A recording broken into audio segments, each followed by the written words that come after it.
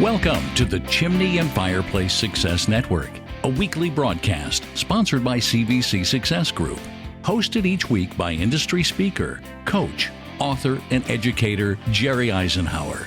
Our presentations are produced to assist business owners and managers in turning their business dreams into their business realities. And now, here is your host, Jerry Isenhour.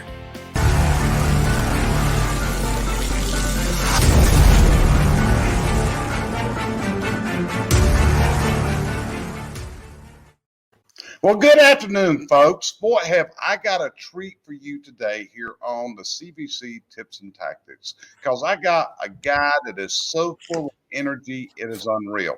And I'm going to bring him on in just a minute, but instead of telling you all about him, I'm going to play you a little short video, and it's going to tell you about him and his company. And I want you to hold on for this, tune this in, make sure and spend some time with this, because the next little while is going to be some real valuable time. So let's watch this video. It's going to tell you about my guest today. This is my $40 million garage door company, A1 Garage Door Service. But listen, it wasn't always like this. I've worked too hard, worried too much, and spent way too much money. But listen, I've made every single mistake out there, but I can tell you this, I've learned from every single one of them.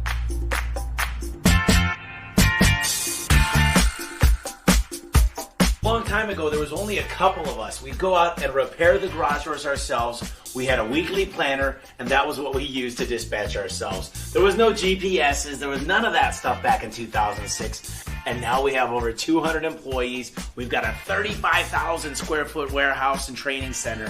And we're so excited to bring you guys in and show you what we're going to do as a team. Because we believe in you, the people, and that's how we're going to grow this thing. We're going to grow it together.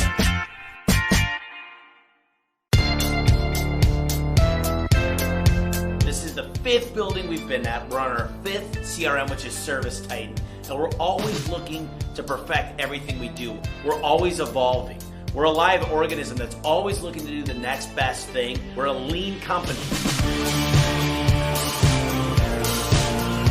One of the things that differentiates us from our competitors is we carry the best parts in the industry. You know how when you buy a tire, it tells you how many miles it's rated for? Well, garage door parts are the same way. It's rated on a cycle life. Each time the door goes up, it comes down as one cycle. We carry 80,000 cycle springs, 100,000 cycle rollers, the best in the business, and that's what separates us from every other garage door company. So right now I'm standing in door 48, where we build anything custom when it comes to your garage door. We have the ability to do wood overlay garage doors. We do any type of door you can think of. And the reason we call it door 48 is because Arizona is the 48th state. This is where we started. And our whole motto here is if you could think it, we could build it. And that's something that really differentiates A1 Garage Door Service from any other garage door company.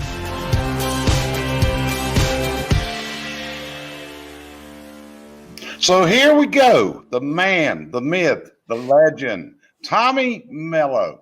I met Tommy a couple months ago because one of my clients kept telling him about all the great stuff that Tommy Mello was sharing on his podcast. So one day I decided I got to get to know Tommy Mello. So I had a call with Tommy, and we're just really interested because this guy is so full of energy, so full of ideas.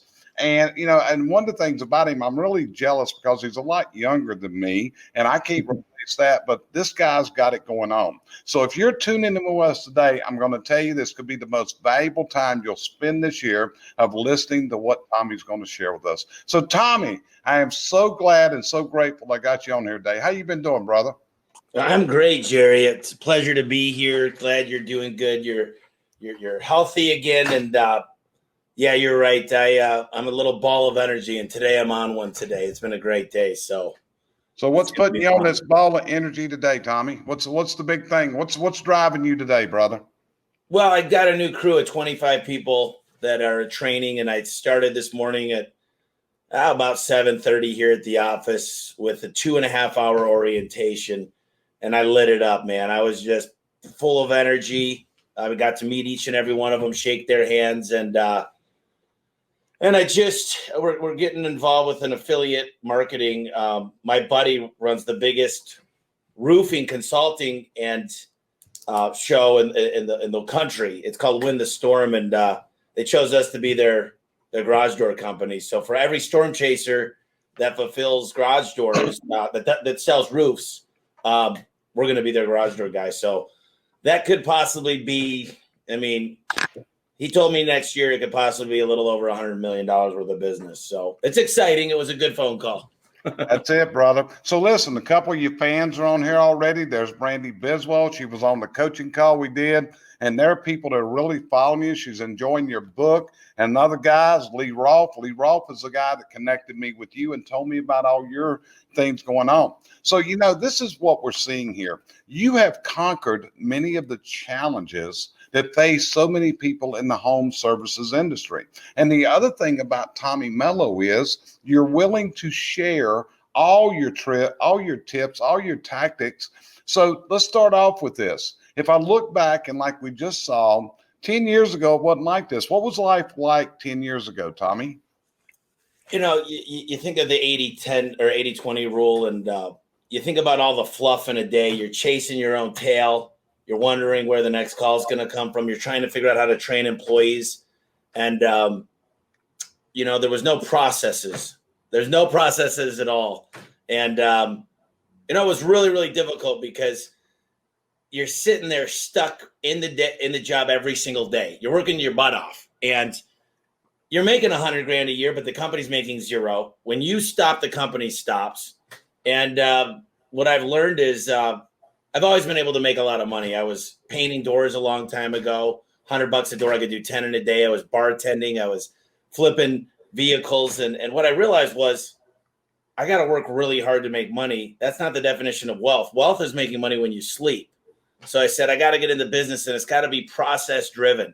It's got to have the expected outcome. And the biggest thing is that I learned, Jerry, is I'm not good at a lot of things. So I hire people much better than me at most things like accounting, setting up the balance sheet and income statement, and really understanding the numbers and the CSRs and the dispatchers. I'm more of I love sales and I love marketing, and I love being the cheerleader in the background, pumping people up full of passion.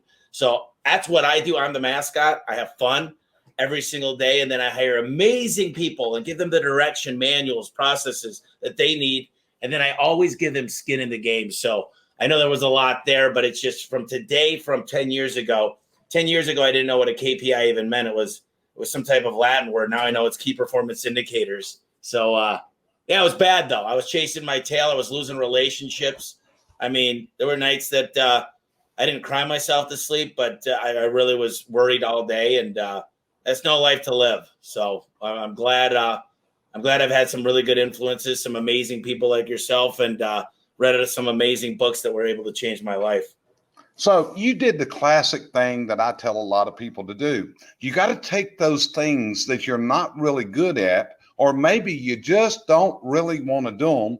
And I tell people to put them in their suck bucket, because it's so easy to find someone else that enjoys that will actually good at it, and they just may be better than you are at it. So how were you able to make that determination to put this stuff into your suck bucket and then find people to fill that role? Well, first, it starts out with a plan. It starts out with an org chart, and typically you are every position on the org chart. But, I hate to say this because there are times that I'm not the most process-oriented and org chart and manual person, but I've become the same person I am today. I am a different person than I was. So what I've done is I know I'm not organized. So I've got an assistant that's amazing, and I'm in the process of finding her an assistant. So 2 assistants for me.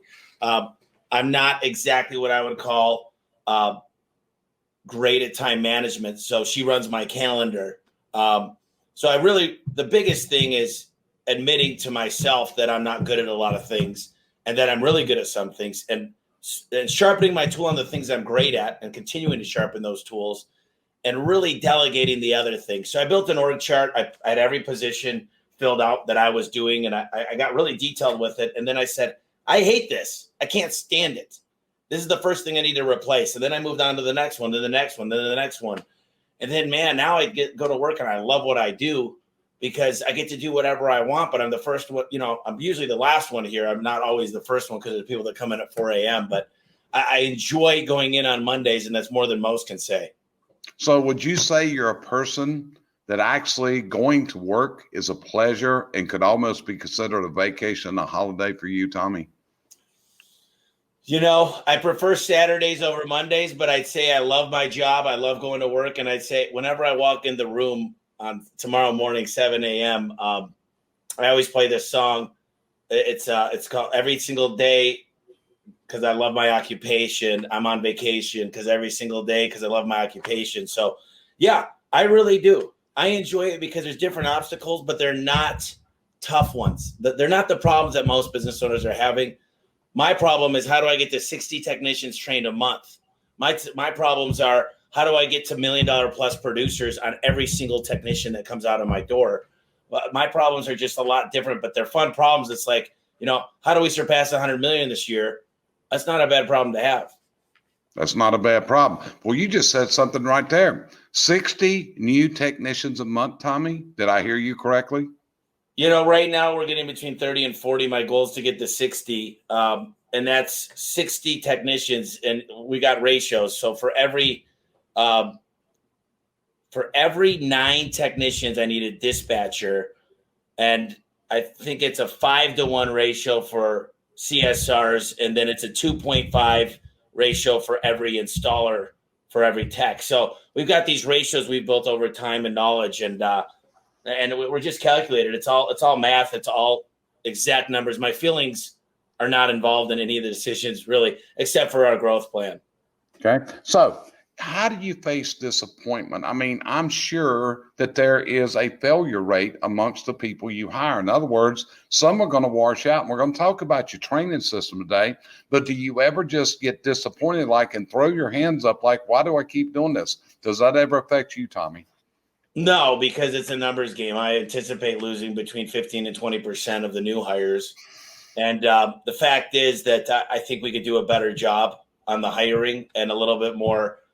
The question is, how long are you going to let people lose you money? So many people, they spend all this time hiring and then they say, I got 20 grand. And I literally have 20 grand by the time they show up here into them. And I say, you know what? A top producer for me this year will do $2 million. A bottom producer, if they stayed on the entire year, will do $300,000. So some people say I invested $20,000. I need to keep them and work with them. If it takes them 2 years to get better, you can imagine 2 million times 2 is 4 million. 300,000 times 2 is 600,000. You see the difference, $3.4 million. So forget the 20, forget the 20,000.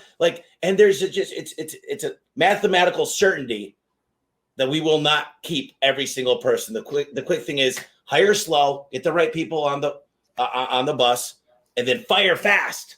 Have a really good HR team that's built around standard operating procedures and performance improvement plans, and make sure that we're going to give them everything they need to succeed. But I can't give them the will. I tell people, if you give me the will, I'll find a way. But you got to do exactly what you signed up for. And I've got everything. This is a form I got. These are what my acknowledgments. Tommy commits to you. I will do the very best to lead this company and succeed and build it in a way that lasts for a very long time. I will jump through hoops to make sure the culture is the best in the industry. I've got all these things that I'm going to do, and then I make them sign these. I will use the field supervisor on every call. I will help even when I feel overwhelmed from Tommy. I will respect my managers and chain of command. I will continue to raise the bar and better my best. I will be accurate on my inventory. I made them initial and sign each one of these because I love accountability and I love their John Hancock. Okay. One of our watchers that's watching right now has got a question up on the screen. How long do employees stick around with your business? And I presume she's talking about good employees. What's the career that you see? Is there like a 3-year, 5-year, 10-year? What do you see that people will cycle through? Maybe they're burnout, maybe this doesn't fit them, but what are you experiencing there? I've had a couple guys and gals that I've lost that are really great employees because they've moved or they've decided to get into like a mortgage industry or something, but very, very few that I want to lose. I've got a ladder for every single opportunity. I have a guy that started out as an apprentice, moved up to an apprentice tech, junior tech, senior tech. Then he became a lead tech. Then he just became an area manager. So the deal is there's so much room for with a growing company like ours to move up that people love to know they're at a growing company. They're appreciated. And what I try to do, this is what I told everybody. I said, you guys don't care about me becoming a billionaire, do you? You don't care about my house, my truck. Your dreams are not the same as mine. But I know you have dreams. You want to go on a new honeymoon every year with your wife. You want to go on that hunting trip. You want to get that new truck. I want you guys all to be homeowners, and I want you to have the best retirement in the college. So I'm going to match my dreams with your dreams. And I'm going to get so excited when you hit your goals because we're going to match our goals up together. And that's what I think the secret sauce is. So many people, they get mad at what do you mean you want more money? I give my people an unlimited cap, and I share with them. And everybody knows how much money we made last year. Everybody knows, all my senior staff know everything about the company. They know the percentile we made. And I don't care. I don't even open up my own mail. I don't even open up my own email, to tell you the truth, Jerry. I know that. I know that when I email you, Tommy, that the only way I'm going to get direct to you is a text, and the email is opened by your assistant, and she tells you what's important to deal with. I mean, that's your life, and that's part of what you've done here. So if someone were to say the following to you, I just can't get nobody to work for me, nobody wants to work anymore, what would be your answer to that person, Tommy? With them. What's in it for me? Why would I work for you? What kind of culture have you created? We've got a popcorn machine. We've got a shaved ice machine. We've got a golden tea. We've got a big buck hunter. None of those things matter. I mean, they do, and we've created the culture, but I'm there at the meeting this morning for a 2.5-hour orientation. I'm involved. I want them to be successful. They feel it when they come in that they're wanted. They love the fact that we care. And the difference that I've seen is, the first thing you need to do, I told these guys this morning, I said, there's 3 people that are here. So I drew a big thing, 3 of them. Here's you, here's A1, and then there's the customer. I said, here's one thing that I've come to terms with.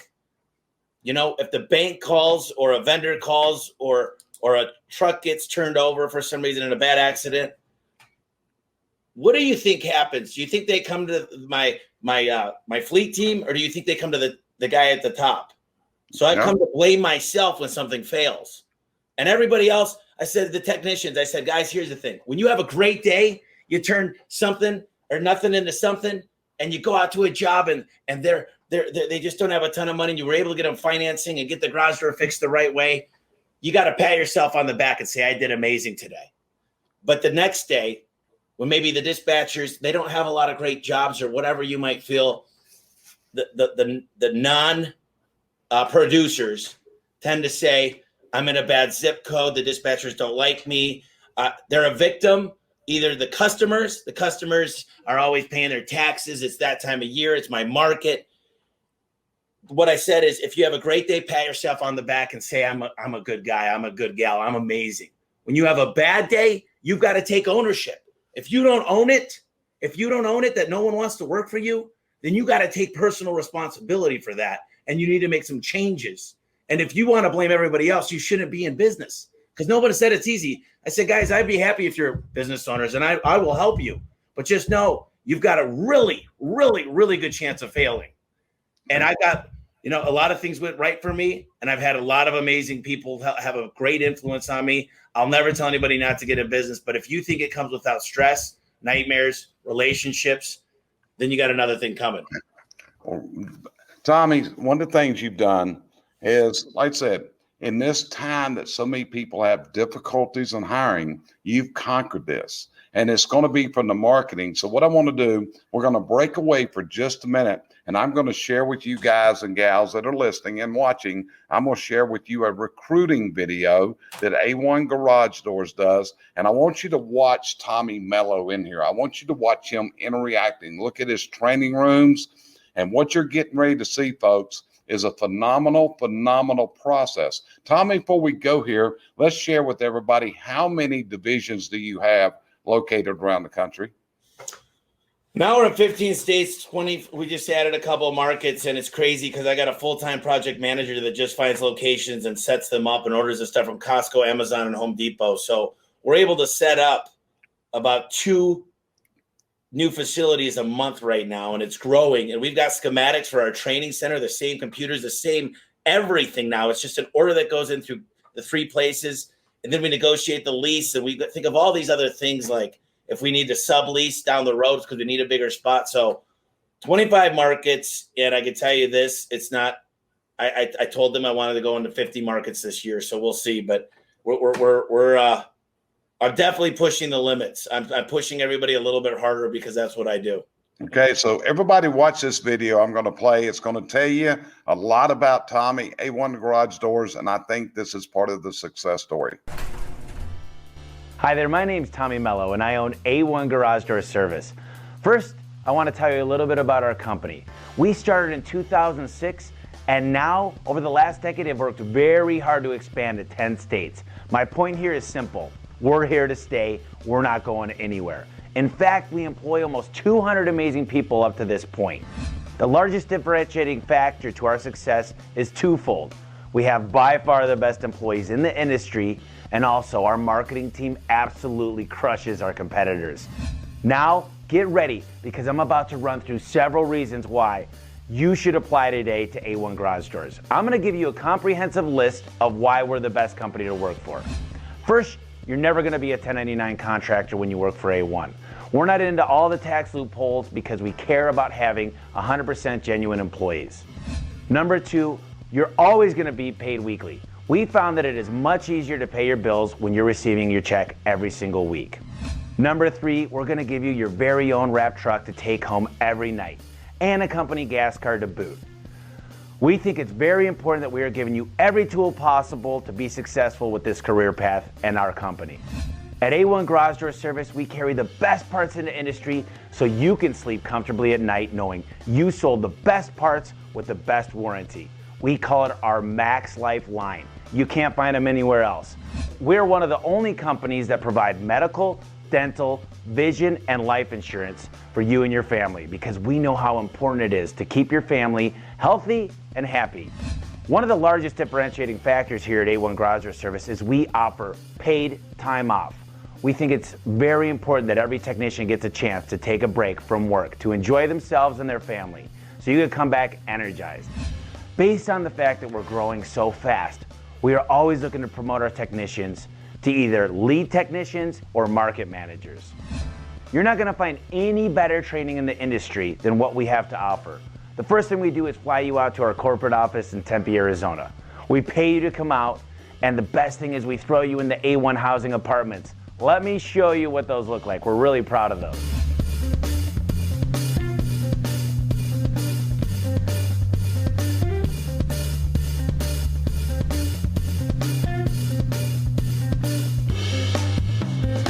During the training, we're going to introduce you to our entire team. You'll get to meet all of the dispatchers, the CCRs, the door department, and all of the other management team here at the A1 headquarters. We do things different and better when it comes to booking appointments. The call center is separated from dispatchers. Your dispatcher is dedicated to giving you the best opportunity with the best drive time in the industry. Your personal dispatcher is your liaison between you and the customer, always trying to give you the time you need to maximize each opportunity and keeping you moving throughout your day. We have management you can call at any given time. It starts with your market manager and then the lead sales manager, and then you have 5 other resources, including myself, to reach out to. So what are you waiting for? Obviously, we care about our employees. Just go to workfora1.com. That's workfora1.com and apply today. We can't wait to meet you.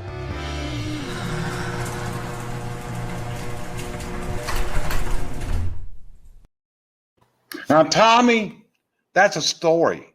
What you just told is a story. That wasn't a resume, because as I listened to that and I picked that particular video, you got all kinds of videos on your YouTube channel, but as I looked through it, it's like, this is a story.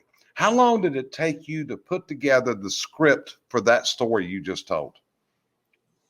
You know, it's weird that I don't have to think about it. It literally, I did it. I just write, and I woke up at 12:30 last night and I started whiteboarding. It's crazy. It doesn't take long because, you know, I ask the people all the time, what makes you want to work here? And they give me this stuff. And some of them say it's just, you're the only spot that's really got the opportunity for career improvement and to move up the ladder. Some people say, you're the only one that pays insurance or any of this. We try to give people everything we can because, the big thing I pride myself on, Jerry, is in this office, COVID happened about a year ago.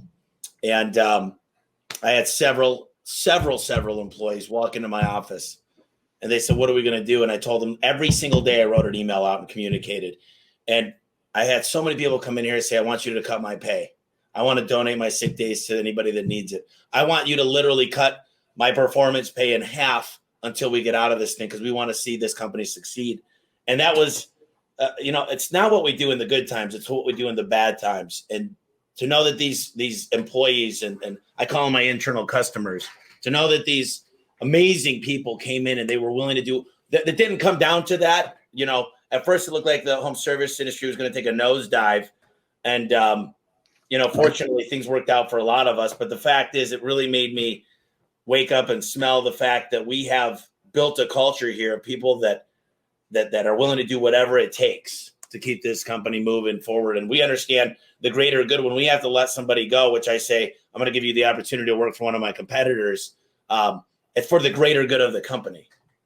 Yeah, kind of like Larry Wingate used to advise one of my coaches. He used to say, when it's time to fire someone, I'm giving them their freedom. I'm giving them their freedom to go find something to make them happy because they're not happy here. So it becomes that time to grant them that freedom. So how'd you come up with these great ideas about building your own housing for your employees? How did that come about for in training? Instead of putting them in the hotels, you bought an apartment complex, I believe, correct?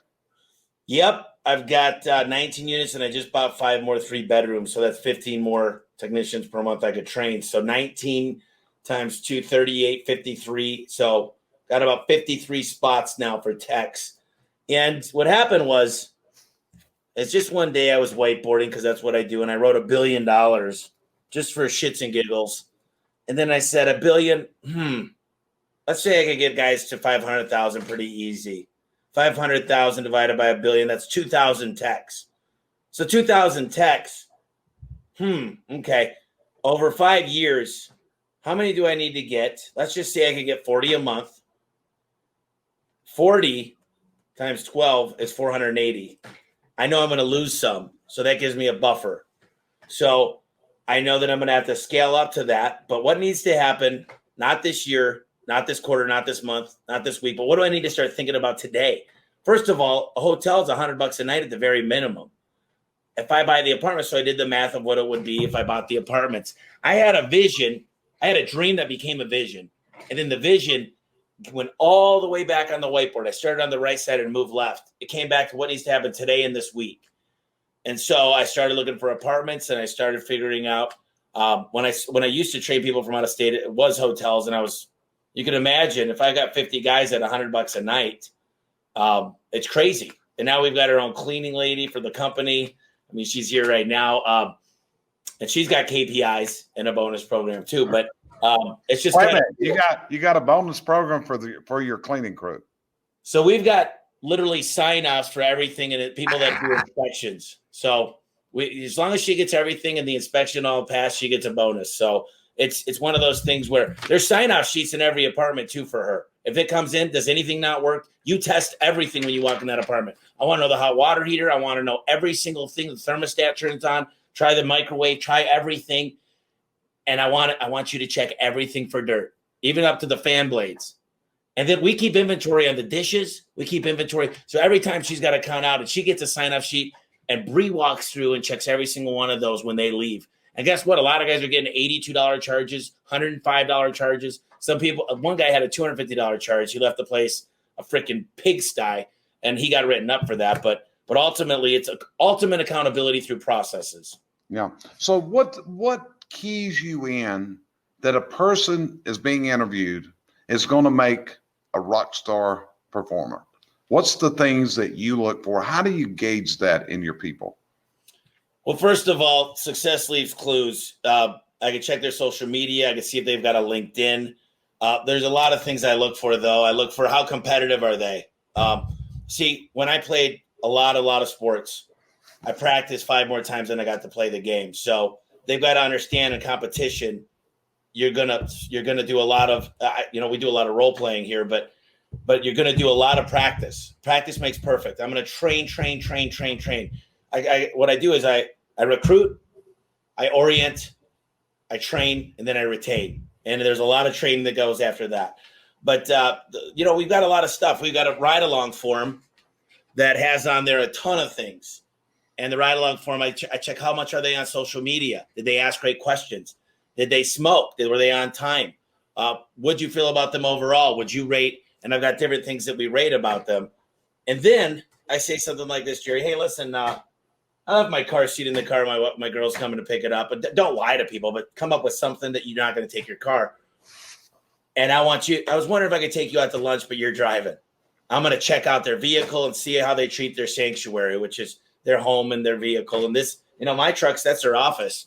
And then the biggest thing I like to do is try to get one of my market managers to go to dinner with them and their significant other so we can learn about how they treat each other when they're out. Because if it's completely disrespect and animosity, then they're probably not going to be great if they're going home to that. It doesn't mean they can't be 100% amazing person, but you're really fighting if you just hate going home at night. So there's a lot of things I do to cheat. I do the PI test, personality profiling. It's a predictive index. I do this thing called Spark Hire, where I ask the questions and they record themselves, and we could see, hey, how good is the person? I don't need to look at the interview for more than 2 minutes to know, really 20 seconds. I could almost watch them walk up to the building and see if they're not going to be a fit.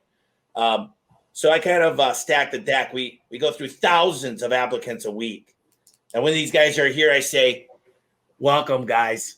You're about to listen to the most important 2-hour meeting you're ever going to be in if you end up keeping your career here at A1 Garage Doors. And I go through and I give them every single tip and these guys today, they've got our A1 books here. They're taking notes like crazy. We've got everything we have. We've got it all over the place. But today, it was awesome because they were just questions left, right, and center. So I'm not going to say they all asked. I wish they did.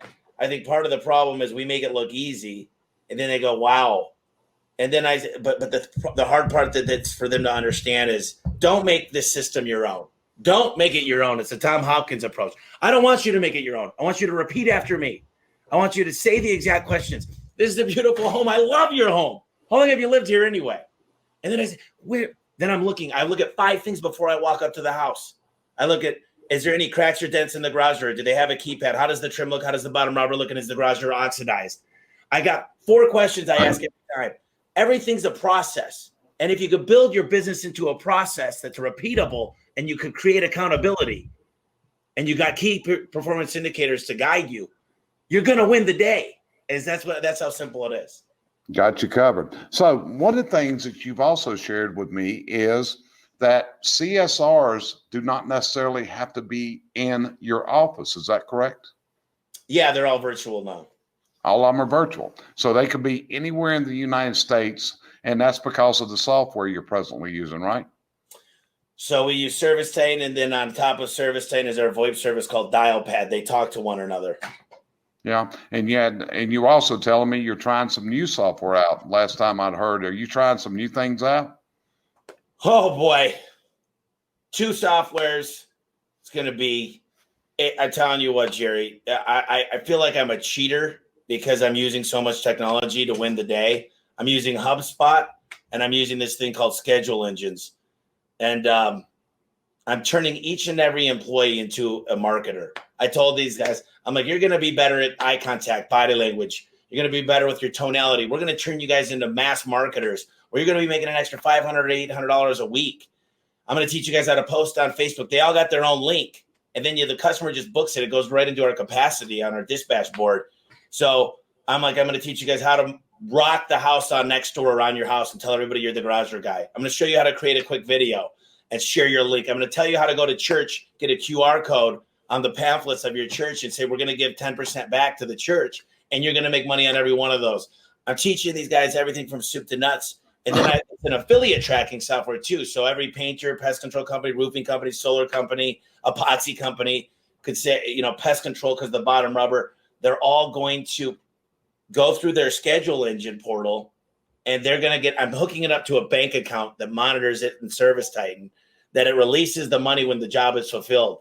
So no more accounting to say, I didn't get paid my affiliate, whatever. I'm like, look, I'm paying them a marketing fee is what I'm paying them. I'm going to pay it to Google, but why not pay it to my employees? And these great affiliate partners out there. And then HubSpot is, dude, HubSpot is like, it's a marketing just machine.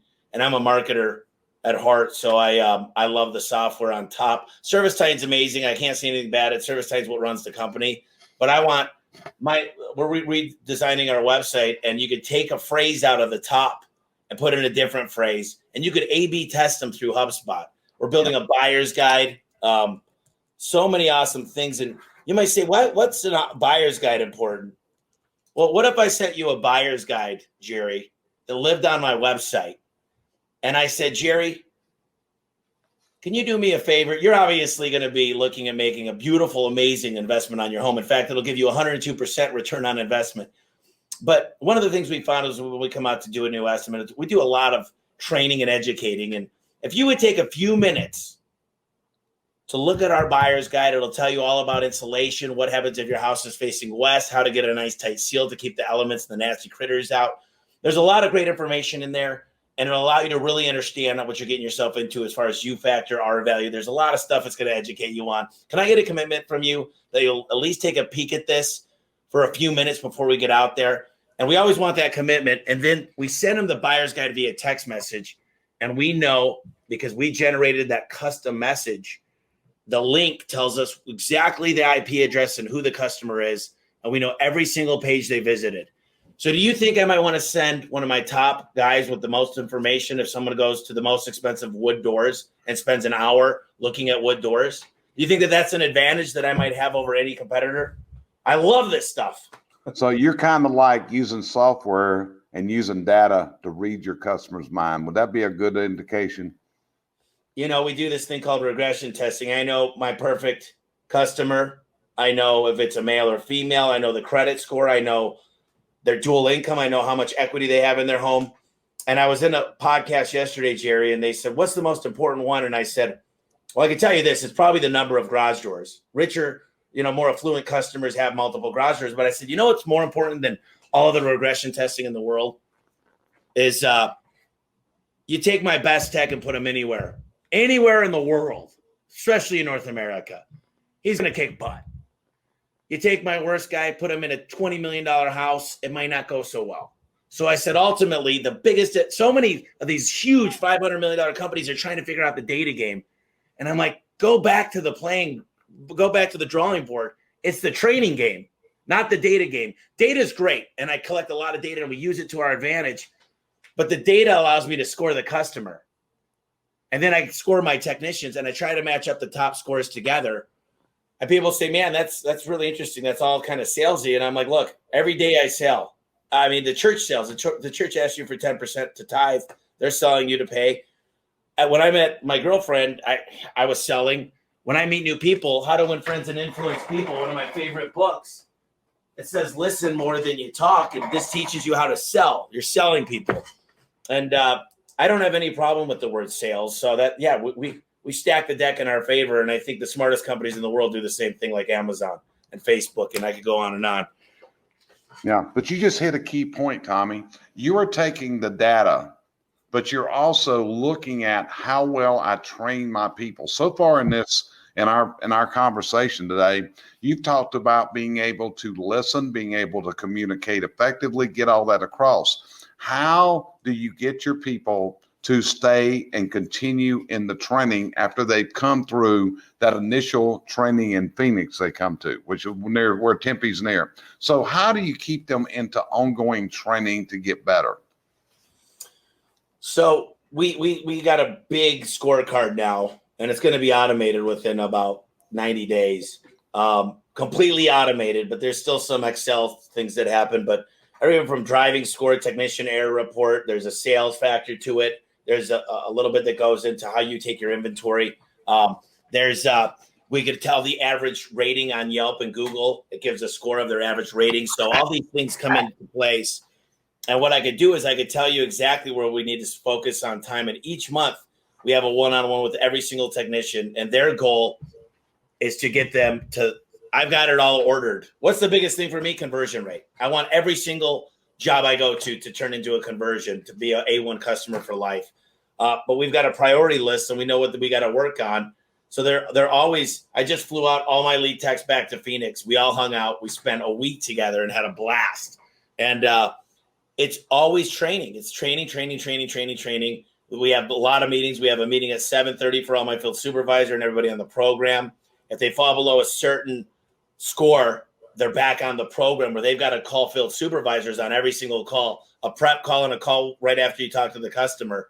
I mean, I'm trying to build a system to where it's fail proof, and it's a consistency and accountability is what creates this machine we're building. And, it's getting easier the more I understand. Today, we had a call with all my area managers, and the regional manager who's coming in tonight, he said, guys, you got to really make sure you're getting us the reports of the ride-alongs each night.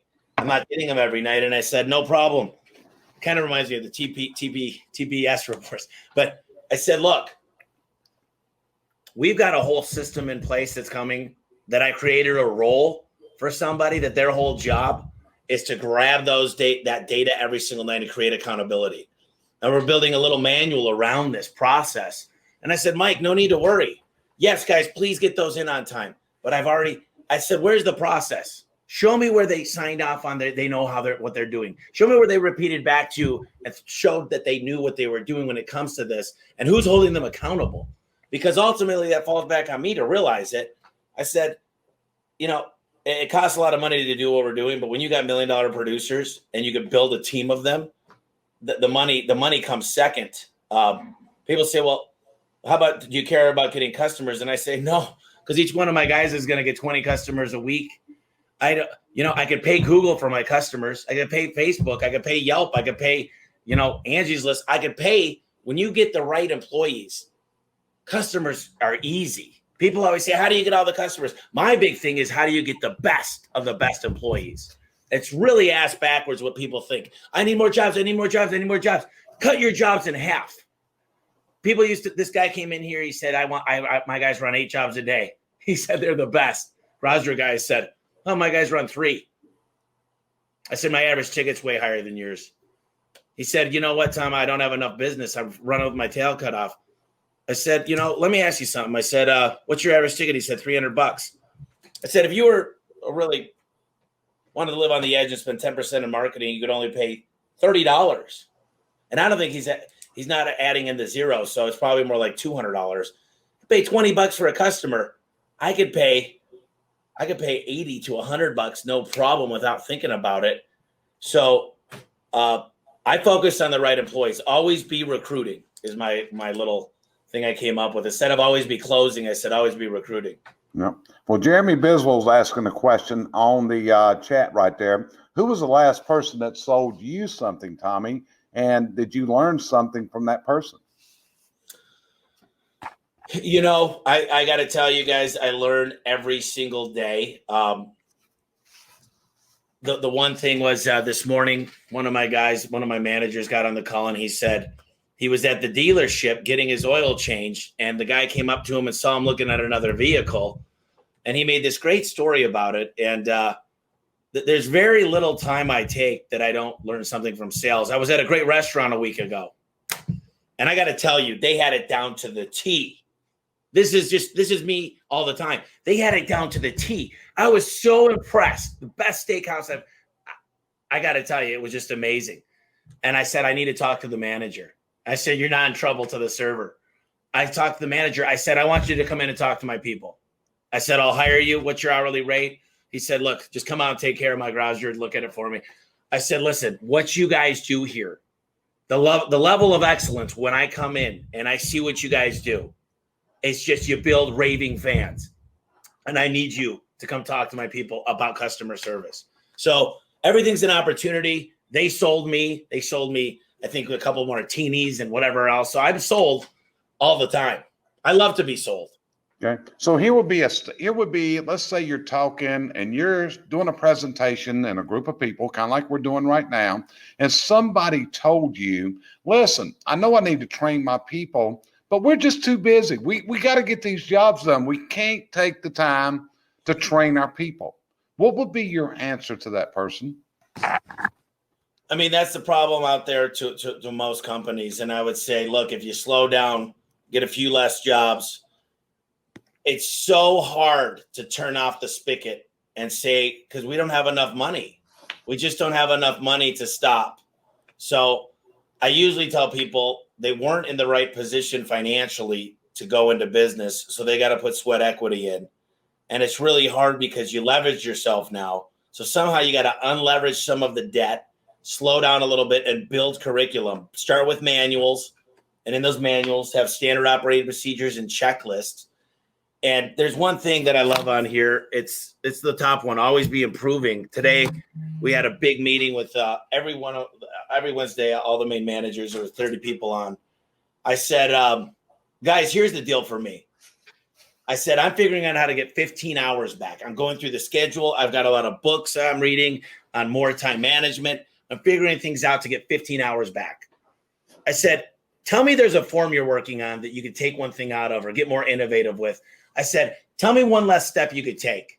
Let's install a slide upstairs because that way we could say if every person walks up and down the stairs 20 times a day, we might be able to add 10 hours of productivity back. That's how my brain thinks. So we talked a lot about you can't get it perfect, but if you're always thinking about what I could do to improve my processes and get the expected outcome, maybe a checklist, maybe a manual, maybe but there's got to be accountability. And if you can't live and breathe the same thing that you're preaching, you're never going to do it. And most people say, why can't they just do what I ask?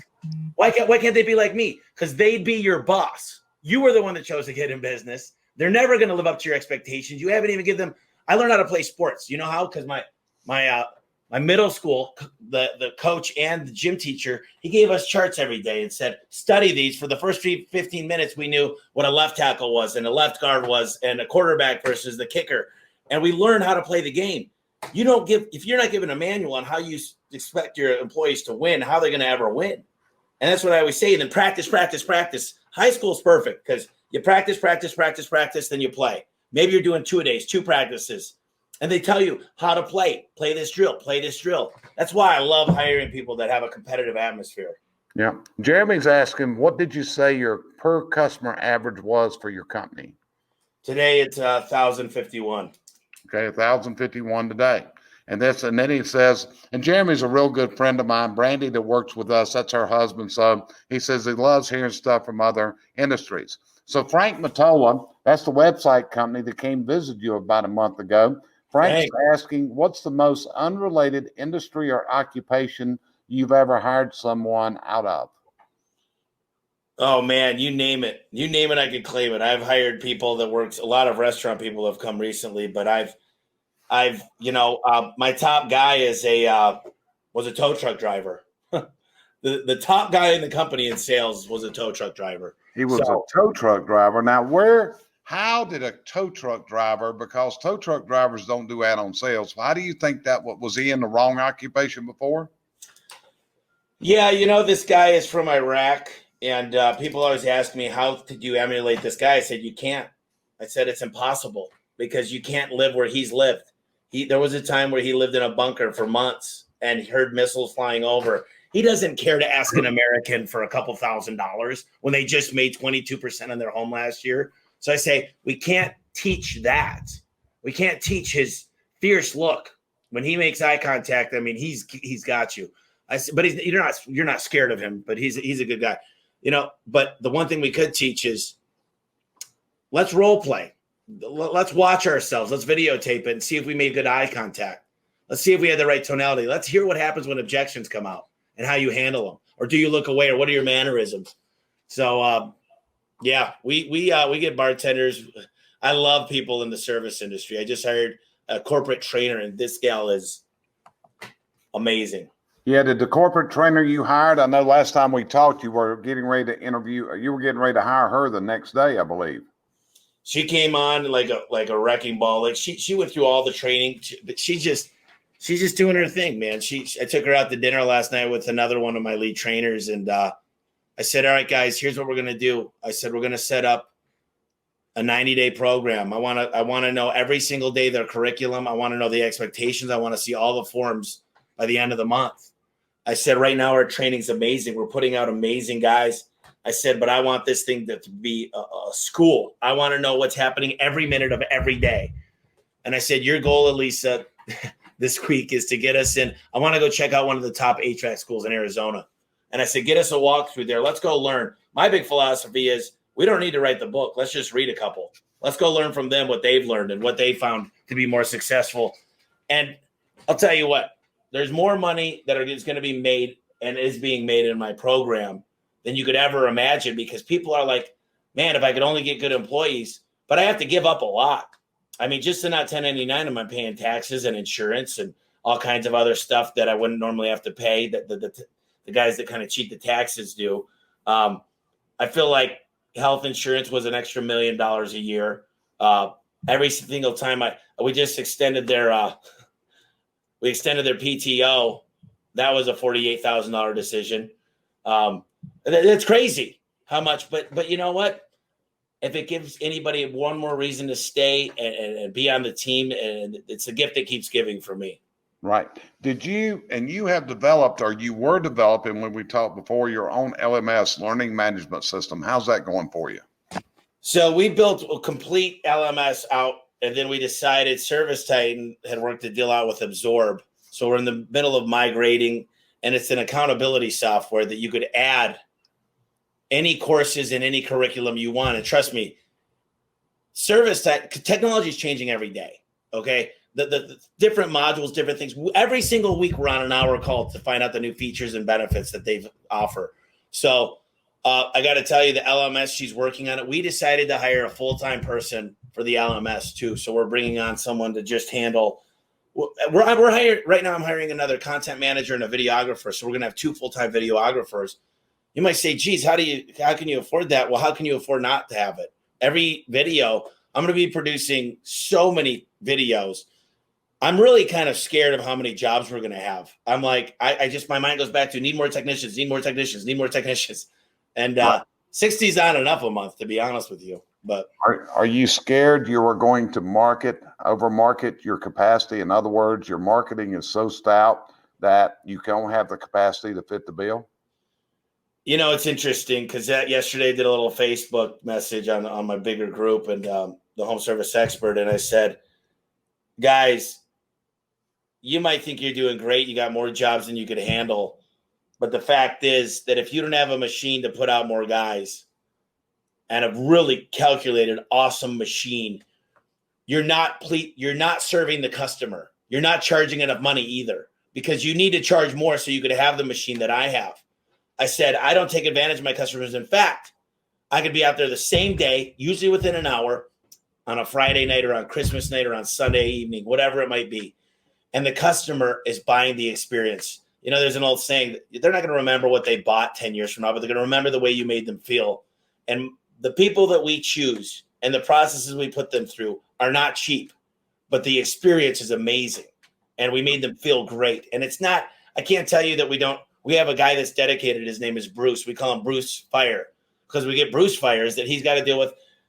Manufacturing's messed up right now. We got supply chain issues. So to pretend like we're just flawless, no, but it's the system that dictates the output. You know, there's been times that we've all been to Burger King or McDonald's or Wendy's or whatever you have. Maybe it didn't come out as the best as the last time, but typically you know what you're getting. I don't love McDonald's, but in China, I loved McDonald's because I was eating all this bony chicken crap. So I was like, show me the McDonald's. And I knew what a Big Mac was going to taste like. And I love that. And what I love about what we have now is I know the Kansas City guys they're going to drive up in the same truck with the same tool bag, with the same CRM as they do in Michigan, as they do in Oklahoma, as they do in Arizona. So it's a good feeling to have that. Well, so you'll know Brandy and Jeremy that are on here, and Brandy works with us, our clients and all that. They actually engaged you in Kansas City because of the service you provided, because of your because of the testimonials, the reviews, and everything else. So Brandy's got a question for you, Tommy. How many hours of continuing education do your employees receive a month? When do they do it, and how do they get it? So every morning they're on 30 minutes worth of calls, 2 different calls. Every Thursday morning they're on an hour. And then what we do is based on our KPIs, we do a lot of different ride-alongs. There's no recipe that fits everybody. So you kind of got to look at your KPIs and figure out what you're trying to do. But I pay my people very, very good money to do a ride-along. So I told these guys today, I said, what if I get you 3 ride-alongs a quarter and I give you an extra $40,000 a year? Would that make sense? And I'll pay you to do the ride-alongs. But you got to know, what is my goal in the ride-along? I'm going to teach you how to do bottom rubber, the bottom cylinder garage. I'm going to have you get way faster. We're going to show you how to sell it on every job. Because there's no home that wants nasty critters after 10 years with that stale old bottom rubber. So we know exactly what we're going to train on these ride-alongs. So I would tell you that the average guy is probably getting, believe it or not, 15 to 20 hours a month. But it's not a perfect science yet. I sound great, and I know everybody's like, how does, it's perfectly. I've got problems. It's not easy, by no means. But what I do is I go back to the drawing board and figure out what's broken in the process. I got 20 things out here, and they all say there could only be 3 problems with the process. Number 1, there's no process. Number 2, the process isn't being followed. Or number 3, it's the wrong process, right? I'll tell you what, man, we think too much alike, because that's what I've given everybody for years. Whenever there's a mistake, whenever there's a problem, there's 3 answers. No process, no system. Number 2, the system's is wrong. Or number 3, somebody didn't follow it. But here's the problem, Tommy. If they didn't follow the process, is it because they didn't understand it? Was it because they weren't trained? Was it because we didn't word it in a way? So that's a big key right there. You got to figure it out. It's kind of like getting a bad review. A bad review can tell you a whole lot about what you got to work on there. So, Jeremy's up there again. He's saying, how long did you say the training was again? Very impressive on that process at A1. So I presume he's talking about that initial training. Did you say it was a month?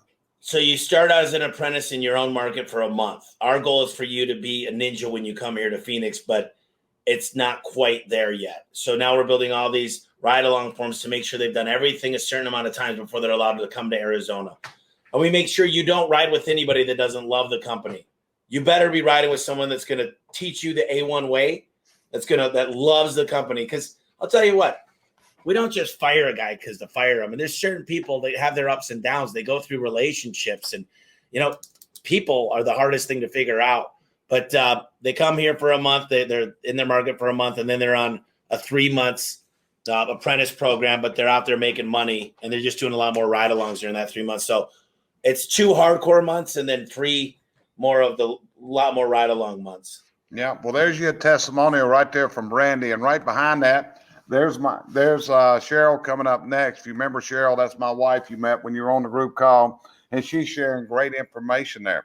So I got to ask this. One of the things that Tommy, that you do, this is a book you wrote. It is entitled Home Service Millionaire. So I got 2 questions for you on this. Number 1, what made you write this book, Tommy? Why did you put it? Because as I look, you basically have given people the system for success. So why'd you do this?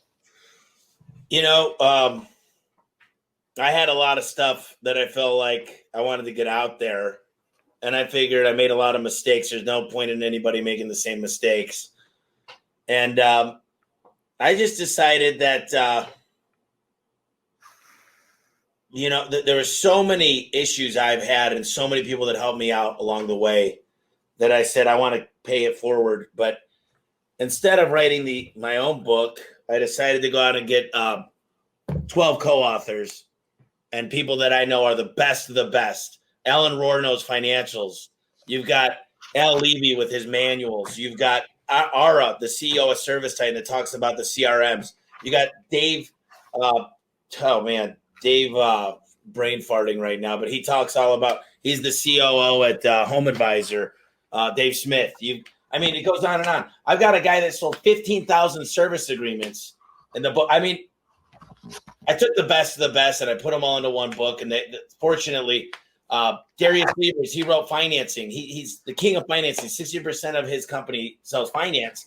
So I just said, I kind of want to cheat, and I kind of want to get a hold of these people, and I kind of want to just let them tell their story in a few pages. So in a way, looking back, it might have been a selfish reason because I got to hang out with these people for a couple of days and really learn about their business, and they really helped me out. And when I learned, I've listened to the book once a year for the last couple of years. It came out 2 years ago, going on 3 years. There's always something else I get out of it because of the 12 co-authors that have their own little spin on it. So, got you covered. So that's my first question. Next question is, you give this book away if people simply pay for the shipping and handling. Am I correct? Yeah. They go to homeservicemillionaire.com/free. And that's one spot you could get it. We've got a couple links. But people think you make money on a book. You don't make money on a book. I've done some speaking events, but realistically, if people want to learn, it's a business card now. It's a good accomplishment I have under my belt that I'm proud of. But I got to tell you, it's not a trap. It's not like you're gonna get. Some people say it sounds salesy. I don't work for Service Titan. Because I talk a lot about Service Titan because it's the way we run our business. It's a CRM, but there's a million good CRMs out there. I just use Service Titan. So, yeah. Yep, that's what I mean. So, and I remember, a couple of years ago, I had clients that were interested in Service Titan from the Chimney business. So Service Titan flew me out to LA because I wanted to make sure this wasn't a couple of guys in the garage. Realistically, if I'm going to recommend it. So I flew out to the LA, went to the office and visited and all that. And knowing it when me and you got together, I knew they were also working in the garage door industry. And then you told me about your experiences and how you helped them tailor the Service Titan software into what you needed, very similar to what some of my clients and some of them are on here, like Lee Rolfe, Josh Kelly, some of these people. In fact, Brandy and Jeremy, they're implementing Service Titan right now this month into their business and help make it a class act. I mean, you've done these things coming out. You come out of the box tremendously, my friend. Yeah, but here's the thing, Jerry. I got to tell you, it really is. There's a piece of this, and I think you know exactly what I'm talking about. That when somebody emails me or text messages me or Facebooks me, and they say, "I'm a better father. I'm spending time. I never got to be a high school coach, and now I'm coaching my daughter, and I'm actually making money, and I got some of my time back." There's something that just gives me goosebumps about helping others. And what I found, Jerry, is the more I give, the more I get back. People are willing to go out of their way when I need help. And it's not financial help, but just answer a phone call or just have an idea or just listen and let me vent or whatever it is. The more I give, the more I get back. And it's a good feeling. Well, that's the thing I noticed, Tommy. Like I said, and I often kidded about this the first time you had a phone call, I told people next day, man, this guy is so full of energy. We had an hour conversation and he talked for 55 minutes and I only got about 5 minutes there because you were telling, it was just gushing out of you, brother. And we had never met each other before. That was like an initial, let's get to know each other type phone call. And from there, you put me on your podcast and we've just developed a great relationship. I mean, I hooked you up with a guy named Ken Walls and, you blew him away and a lot of other people. But one of the things I've learned from you is you mix with knowledgeable people. And you mix with people that have been there and you learn from these people. So again, you're giving this information out so willingly. I mean, tomorrow on your podcast, I think I seen you're doing something with the Success Academy tomorrow. Yeah. So I got to know them and he's just a really smart guy. I've got, there's just, I learned, and I got to tell you, it's crazy because these books, they're everywhere. I mean, I got this guy working with me, the Door-to-Door Millionaire. This is the second book. This just showed up today. Let me just show you guys what I got in the mail today. And I got your books, but I just love this. So this one is The Power of Discipline, the Bathos Letters, the 14 Principles to Grow Like Amazon, Mastering Private Equity in Action, Free to Focus, The CEO's Secret Weapon, The Leadership Challenge, Basic Economics, Chief of Staff, and the Leadership Challenge Workbook. So I've got my homework cut out here for a while, but this is not including Audible. So I've surrounded myself with amazing people, and realistically, no one understands this, but I might not have a personal relationship with all these people, but in a way, I do have a relationship with these authors because I'm getting to know them and their personal stories. Some of them took their whole lifetime and put it into a book. The least I could do is learn about it. And I have all these aha moments. And that's why I want to, believe it or not, I want to free up more of my time so I could read more. And I read a lot, and I listen to it really fast on Audible, and I've got a book club, but I want more. And I'm kind of like Short Circuit, where he's like, must read Johnny 5. But I love this stuff. So yeah. So I got a question for you. I sent you one of my stuffed groundhogs, Chucky. Where you got Chucky? You got Chucky around? There he is. So what do you think when you opened up that box and there was a stuffed groundhog in there? This is great. It's killer, man. I thought it's awesome. I left the tag on here. This is super cool, though. Yeah, my office is pretty eclectic. Yeah, I sent you that. I think I put a note in there that said, don't worry, he don't bite. And you probably got a little worried. But I also sent you a note for, where Jeffrey Gittimer done a video with Chucky there promoting our brand and what we do and all that. So, Tommy, is there anything else you would share with the people? You are just so full of energy. And folks, realistically, Tommy, how often do you do your podcast? Because you've got some great guests and some great information goes out. How often you do the home service expert? So the home service expert is once a week, and sometimes we do a live. Yesterday I did one. It's not live yet. It's in the queue. It's on that thing called Schedule Engine. And, the guy's name is Austin, and he goes, Tommy, our business, since we've talked, and I got to introduce you, has grown 400%. And I don't take credit for that, but, we got him basically into service time, got him with a lot of customers, and just amazing people come on. And I got to tell you, the notes I take and the little aha moments, or when you're in a podcast, sometimes you remember something and it's like, oh my gosh. And this is why I do it. And believe it or not, the podcast is really, it's kind of like my own therapy. It's literally, it's more than reading a book because I get to ask my own questions and I get to hang out with guys like you. So, there's one thing I could tell everybody. They say, what's the one thing? Well, that's a great book. The one thing is focus. Yes. 100% of your energy, but more importantly, this is the most important thing, is get yourself out of your comfort zone, get away from your family for a week and go visit a company that you want to become like, and study, bring notes, plan this trip, engulf yourself in the books you need to be, that you need to read, and spend 1 week, call it your personal retreat, and just breathe the same air of the thriving companies. Watch the work that's going on and the stuff that's being done and the culture that's been created. And you gotta disconnect when you do this.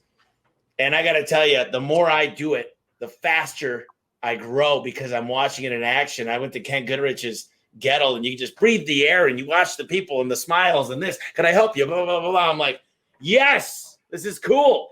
I love this. What you're looking on there. So, we've had this put on twice, and I know how you feel about this. You got top billing, but Tom and Jerry, how you feel about that, man? We go out as Tom and Jerry. You know what? There's a movie that just came out. I think I was looking at the preview. It was like They Take New York or something. And that movie there's a brand new Tom and Jerry movie. There's only 5 movies at the theater. That's one of them. Well, let's hope Tom and Jerry don't upset the world like everything else is these days. That's all we know. Pepe Le Pew, he's in problems or whatever. I don't think Jerry, what my thought process is on this. I talked to my CPA yesterday and I said, Aaron, I'm a little bit worried because we're living in a world now that I'm in growth mode.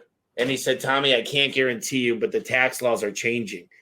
And if you end up, just take each day by day, because there might be a time where you're de-incentivized really hard to grow. And there might be a time where you can't afford, you're just taxed in a way that you can't keep providing for everybody. And I think I'm a survival of the fittest type person. It's sink or swim, but ultimately there's a big machine that we built, and the more you give back to me, I promise, the more I put into my company, and I share it with my employees. And I know not everybody does that, but it's a little concerning because I take a lot of chances. We've got a lot of great insurance, but I can be sued in a lot of different ways.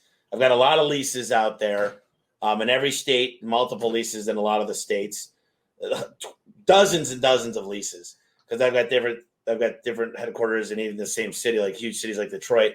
And I got to tell you, if you de-incentivize people and make it harder for them to work, they don't grow anymore, and it causes jobs to fall off. And then they want to give employees that fall off of jobs and hold them up to de-incentivize them to come back. And I have a big heart and I want to give.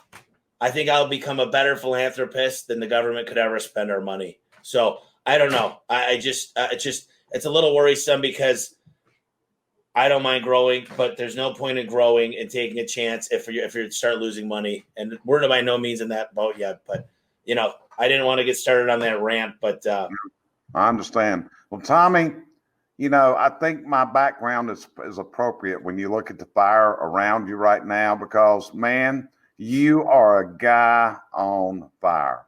Like I said, more I heard about you when I got to know you, and you did a group call with my coaching clients a couple months ago. We're hoping that tomorrow turns out better than the last time we got together, because that, it wasn't the best day of my life the next day, but the information that you pass on, brother, and you do it so willingly and helpful to people, you're an inspiration, Tommy. So, keep on what you're doing. And if you want to get some great information, folks, follow Tommy Mello. He's online all the time. He's doing lives. He'll just be in his car sometime, and I'll see Tommy Mello is live and see him going down. He might be listening to radio or whatever. But Tommy, I appreciate you being here, giving your time as always, your help, your assistance, and most of all, your friendship, my friend. And I'm still looking forward to when I get to Phoenix or you get to Charlotte, since you got in the garage door. We owe each other dinner, right? Yeah, absolutely, Jerry. I appreciate all the things. I appreciate, I haven't named, what's his name? His name is Chucky. He's to remind you that if you keep doing the same thing over and over again and expect different results, that's a definition of insanity. So all my clients get those. I got Chuckies all over the country. Well, I love Chucky and I love the gifts, and I've got your wife's book too. So I'm going to go through everything, and I just appreciate the little care package and appreciate being on today. So I had a blast, and I was always, I think you're amazing.